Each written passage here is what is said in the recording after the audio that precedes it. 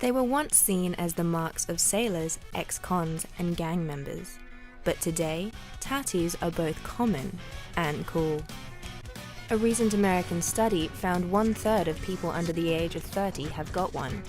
Back here in Australia, things aren't much different. I've seen pop-up toasters, toothbrushes. I've seen some weird ones, yeah. Kathy owns a studio in Sydney with her partner Adam. She thinks tattoos are now more acceptable than ever. Attitudes are changing a lot, and it's more acceptable for girls. It's not that they're getting tattooed, it's just more getting seen tattooed. There used to be a lot of, always done a lot of girls, but it's always been like their bum, their boob, their back, their shoulders. But now it's more, we see more sleeves and see it more on TV. They aren't hiding it as much.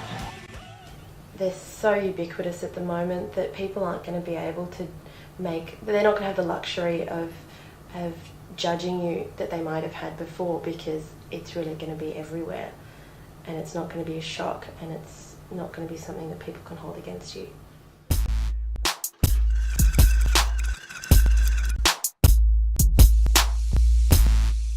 I think it was a toss-up between that or a nipple piercing, so it was really one of two things that might induce an adrenaline rush. And I know a lot of people might hang on to something and then get a tattoo of a name or something that's commemorating somebody, but for me it was more about the actual process of deciding on something and getting it done than really what the object was that I got tattooed on myself. A koi fish was the first tattoo. Within 9 months, she'd gotten 3 more. There's definitely an addiction to the adrenaline rush that you get, and the anticipation leading up to it, and then just as you might enjoy a new haircut or anything new about yourself, just to be actually changed. In other terms, to actually change something about yourself can be a really long process, but to be fundamentally changed by way of a tattoo can happen quite quickly, and I think it can probably, I guess for me it always felt as though it was jolting me forward. Jess isn't alone. Many in the industry believe tattooing can be addictive. No, I reckon there's an addiction for sure. Because most people who get one always get another one. 98% of people will get more than once. Once you've been tattooed and people find out that it doesn't hurt as much as what people thought or people have told them it was, they're picking their second and third tattoo while they're still getting tattooed. People don't choose tats just to satisfy an addiction. So I was 21. I was a third-year apprentice. I'd gone into a new section to do some maintenance on a high-voltage switch yard, which exploded. I ended up in hospital for 3 months with 48% third-degree burns. It was almost too big to recover from, or to get over, or to not get over. It was really something that I almost had to push aside and just get on with life.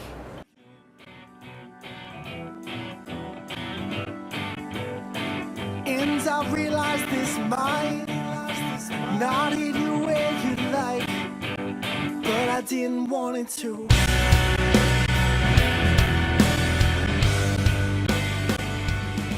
I think my mum always said early on in life to me, life's a bit like a boxing match, expect to get punched. You'll get punched to the ground, but get up before they count to 10.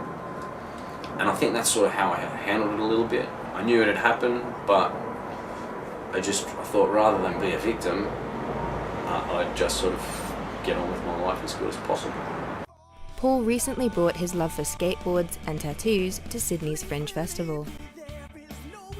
It sort of sparked off. I think maybe me and Rachel were talking, my partner, one night, and she sort of said, that'd make a fantastic thing if you did your main tattoos on longboards.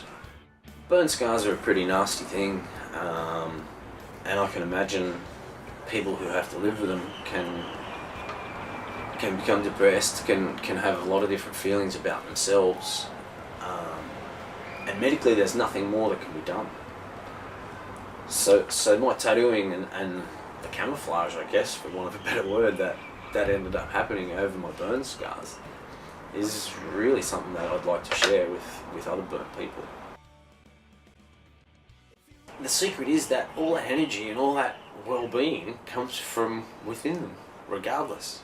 And if we can find that switch and somehow leave it on, that's what I'd like to do. That's what I'd like to be able to show other people, maybe, that strength comes from within.